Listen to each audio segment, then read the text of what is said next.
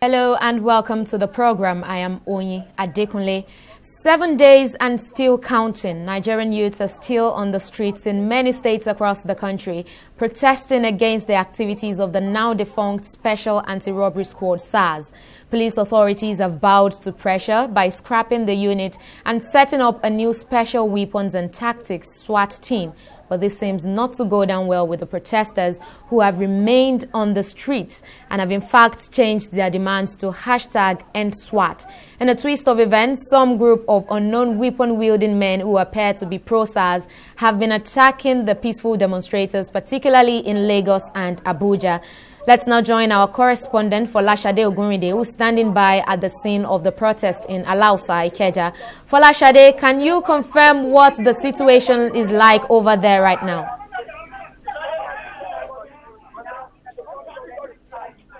Time in Nigerian history, Nigerian youths have converged together to demand, for one thing, the end of SARS. But now it has taken a new turn right now.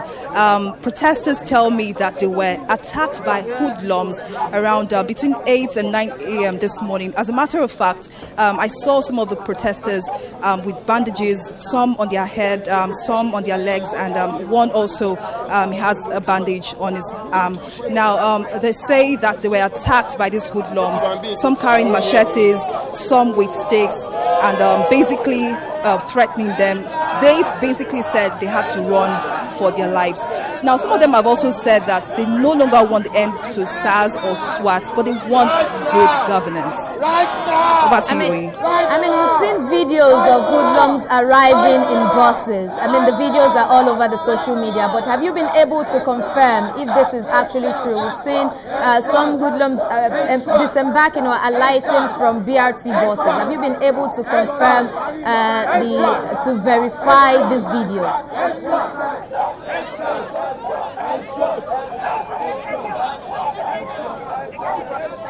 Shade, if you can hear me, I'm asking if you've been able to verify the authenticity of the videos that are circulating online of hoodlums alighting from BRT buses, allegedly attacking the protesters. Thank you very much, Oyi. Now, according to the protesters I met here right at the front of the House of Assembly, they said yes and indeed that those videos were true. They said they had plans to protest right at the expressway, but they were shocked when they saw a group of hoodlums basically attacking them. Now, they have evidence for this. I saw 3 of them or 4 of them thereabouts with injury on the head, one on his arm, and another lady also has an injury on her leg. Now, so I can say to an extent that these allegations are true. All right, our correspondent there, Folashade, thank you for bringing us up to speed with events at Alausa, Ikeja, and please stay safe. All right, we'll go on a short break now, and when we return, we'll be talking to some of the protesters at that scene of that protest. Please don't go away.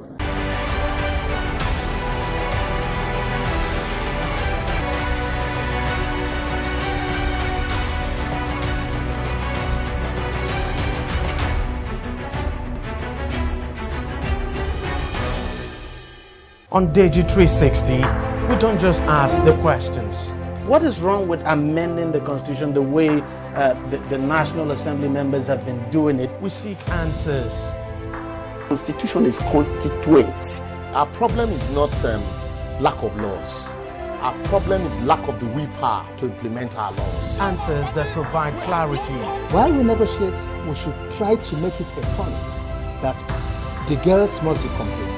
The clarity you need to make informed judgment so that you can make the right decision and take action. People are saying it is you politicians that are responsible for this, that you are the reason why this is happening. All these dullards that call themselves governors in this country? I wish we had people like Tony at the National Assembly. God forbid that I go to join that band. Digi 360, providing clarity to issues. Welcome back, and thank you for staying with us on Analysis. Now, we're still discussing the protest which has turned violent in some parts of the country, which is the hashtag #EndSARS protest. Our correspondent is still live at the scene of the protest in Alausa, Ikeja, and I will now be speaking to one of the protesters at the venue. Mr. Sito, of course, joins us from Alausa. Now, thank you very much for joining me on the program. Mr. Sito, first of all, I empathize with you at this time. I understand that you sustained some minor injuries from the clash that happened today. But please just tell me how the event played out this morning at the protest ground. Thank you very much. So it was quite easy this morning. We gathered at about 6 a.m. We were here trying to mobilize each other. And then at about 7-ish, some of us moved to the express to start the movement proper. And shortly after that, everything was going on peacefully. We had people who came out from their cars to join us and in the movement and lend their voices in support. But shortly after that, we just started hearing people, making noises from the Lagos House of Assembly. So apparently, some guys came with, they mobilized themselves with machetes and were disrupting the entire process. So they came up towards the express where we were, and then in the process, one of them came towards me with a big stick, and then he tried to hit me. That's when I blocked it. And then there was serious uproar. Someone that was standing beside me had his head macheted, and pretty much it became ugly from there. It became so ugly. But they took over the entire protest. They chased everyone away with machetes, destroyed vehicles and all that. And I had to go quickly get this sorted out. The guy that got the injury on the head, I had to quickly take him somewhere. And do you by any chance know who these hoodlums are? Now, the thing is this, we are hearing bits and pieces of information here and there that they are probably people who were mobilized from some union, somewhere in Mushi. In fact, I'm even hearing them saying that some of them who were caught gave up some names. But for reason of, you and I know obvious reasons. Oh, please let me understand this. Are you saying that some of the hoodlums were caught? Sorry? I want to understand. Are you saying that some of the hoodlums were caught? Yes, some of them were apprehended because they didn't leave immediately. They actually stood here and acted like they were the ones protesting. So in the middle of all that, some people were engaging them and asking questions. Okay, all right, so please and go the ahead. thing is, they had attacked yesterday. So those who attacked yesterday were caught and they gave up some names. All right, so you were saying about the ones who came today, reports that you were getting about where they might have emerged from. Yes, so some of them from the conversations and the things they were saying, we could pick out that they were from some kind of unions, and Mushi was repeatedly mentioned, that they came from Mushi. They were saying it because they took over and they acted like they were the ones organizing, having the protest.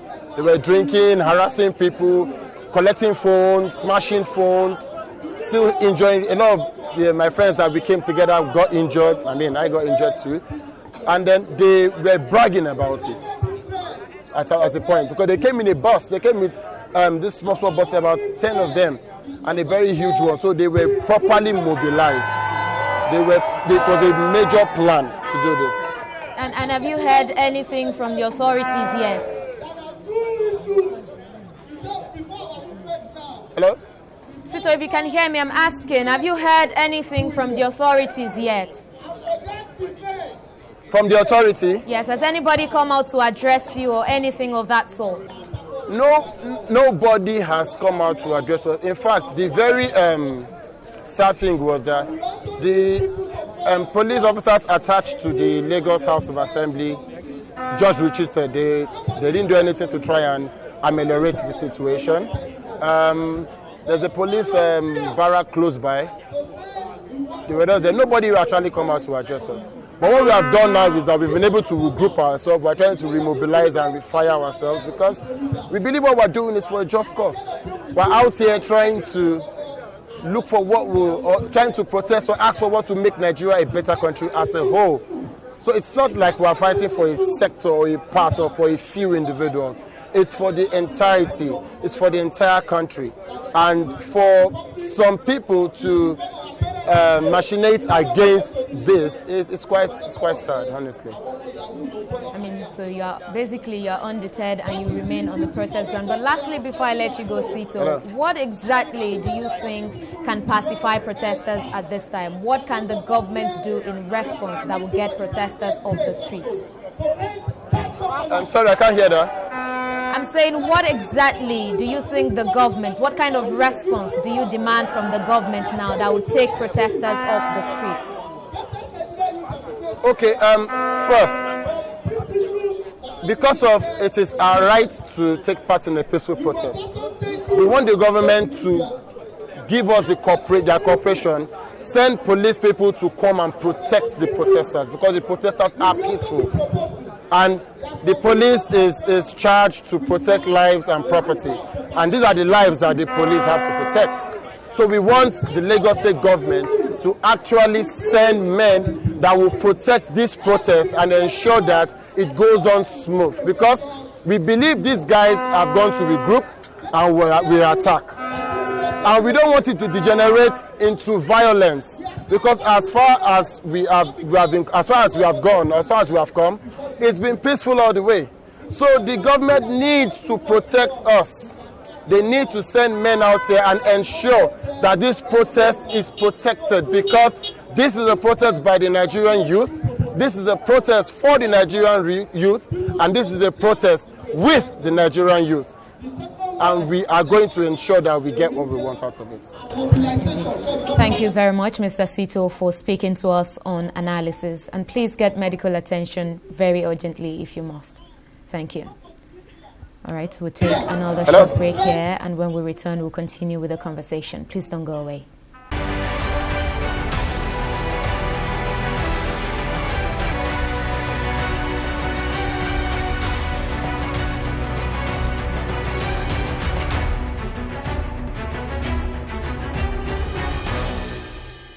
Welcome back to the program. We're still talking about the violent clashes that have erupted at the hashtag #EndSARS protest in Lagos. And I now have joining me on the program Oluwaseun Ogedengbe, who is a protester and who was also attacked by some of the hoodlums that attacked the protest ground earlier today. Mr. Ogedengbe, thank you very much for speaking to us on the program. Could you please just recount your own experience for us?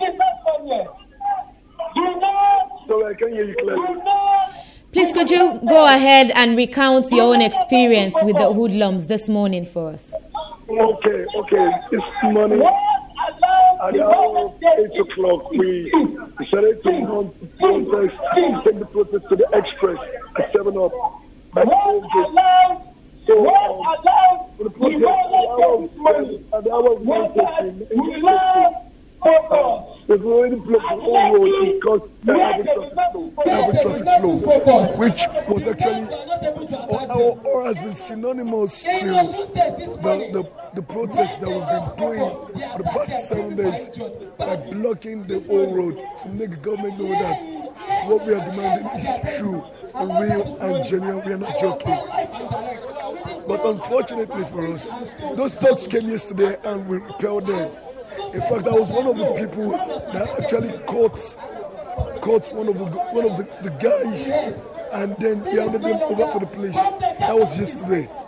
So they took the advantage of we not doing much and being few in numbers, because many people did not come on time like we have always planned to infiltrate into us, and they cause chaos and mayhem.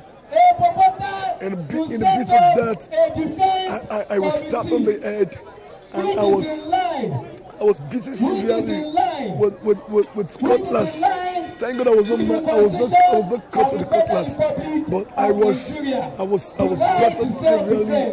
I was like, I don't know what they were using on my head, but I just got an head injury. And I guess this is a thug group from the government. I don't want to hide anymore. I don't want to pretend like I don't know what's going on. We heard that they're from Oshodi and Moshi. So these guys are from the government. They're using it to intimidate us so that we will not do this protest anymore. And I mean, these injuries is not stopping you from going ahead in pressing home your demands. So briefly, just tell us now, what exactly is it that you want from this government? So you mean about the protest? Yes, for you personally now. I mean, you've been in the face of it. You've sustained injuries. What exactly is your own personal demand now? If the government was listening to you now, what would you be saying to the government? My personal demand, not just my personal demand alone, but our personal demand is that police brutality should end. I was a victim of such brutality. That was last month, on the 8th of last month. 3 such guys cocked guns at me. One held me from behind and covered my face with an handkerchief. And my mouth with an handkerchief and mushiladiko. So I am here based on true life experience that has happened to me. My cousin was abducted by sharks at Sunwater and he was taken to Ibadan. And they know that he was not a criminal, that he's a Yahoo boy. They collected 5,000 naira from him.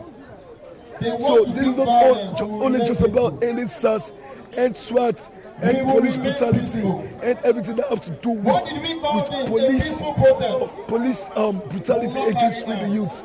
And this also transcends beyond NSAS. It also transcends beyond NSAS. It goes to the extent of end corruption, end nepotism, end bigotry, and whatever they have to do with religious bigotry, and whatever anything they have to do with killings of innocent youths. They are tired of seeing youths dying. They are tired of seeing children dying in the name of SARS and bad governance. So this transcends beyond SARS and the police. This goes into corruption. This goes into the PHC men. This goes into the custom, to every sector of this country. Our economy is bad. The inflation rate is mad. Our education is a no-no. We need our educational system to be upgraded to the latest curriculum. We need many things to be done. We are tired of this situation in this country. Nigeria is tiring to every one of us. Nigeria is tiring to every youth. Can you imagine that percentage of the people that are jobless, they are more than the nation of Rwanda, which is actually something bad. So please, from our own view, we just want everything to end. Sure, I mean, we've seen the government make some commitments, and it's also pointed out that it's willing to negotiate. And protesters have said, no, we are not negotiating, we do not have a leader. So what exactly is it against negotiating with the government? The truth is that nobody's pursuing us. So nobody's standing to negotiate on our behalf. We came out as youth that we are to protest against brutality, against bad governance. Many of us are jobless. I'm an actor, but not every time that I get an acting role, I have to start contributing side income for me to survive, which is not supposed to be in this country. Hollywood in abroad and other movie agencies in the same and client country, their day players and extras and better living than us. So please, we want a reform. We want a reform of the entire structure. If this country needs to be restructured, let it be restructured. We are tired of all of these things, so there's nobody that's dialogue for us. We want the government to look at our plight and to see that we are not joking. The injury they got on me will not make me to be afraid. I'm not afraid for anything. I'm not going to be scared of anything. It's even emboldened me more to stand up for my rights and to fight for my rights. So these are our demands. We want a total restructure and overall of all this bullshit that are calling governance in Nigeria. But guess what? All right, sure. And SARS has also been disbanded. So what else is it that the protesters, what else are you clamoring for at this time? I mean, SARS, it was NSARS, now SARS has been disbanded. What else are you clamoring for? Like, what am I also clamoring for, right? Here. They are not part of us. Yes. That sister next to you, that's your brother, that's your sister in this movement. What we are clamoring for once you spot something is an endless end. Raise alarm. Like I told you, like I reiterated before, it's not just NSAS and SWAT. Once you fall, you see something that looks strange. The increment of electricity tariff is the increment of hardship. It's the increment of inflation. It's the bad leadership that caused our bad economic downfall. It's everything that I have to deal with every Nigerian youth, Nigerian child, Nigerian daughters, Nigerian sons, Nigerian moms, Nigerian dads. So please, it's not all about us having different opinions. We are tired of the entire system. We want a restructure, and that is what we are clamoring for. Sean Ogedengbe, we thank you very much for speaking to us on analysis, and please stay safe. We'll go on another short break here, and when we will come and round off the program. Please don't go away.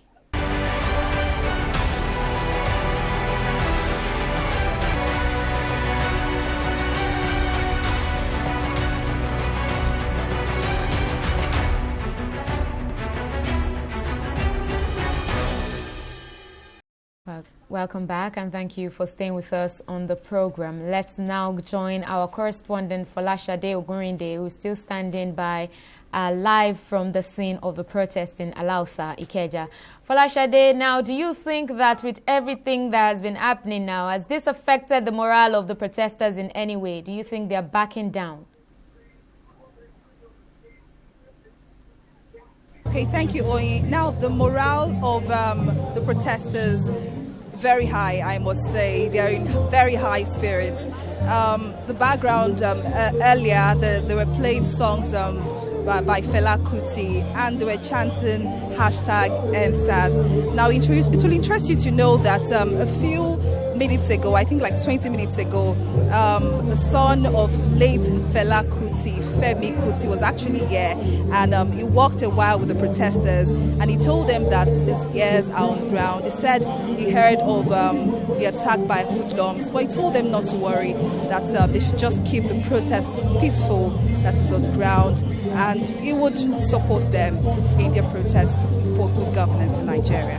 All right, Folashade, our correspondent there live from the scene of the protest in Alausa, Ikeja. Thank you very much for bringing us up to speed with all the updates from the protest, and thank you so much, Folashade, and stay safe. Well, that's it on this episode of Analysis. We thank you so much for staying with us, and please remain with us on TV360 Nigeria as we bring you more updates on the NSAS protests across the country. Thank you for watching. I am Oyi Adekunle. I'll see you again next time. Bye-bye.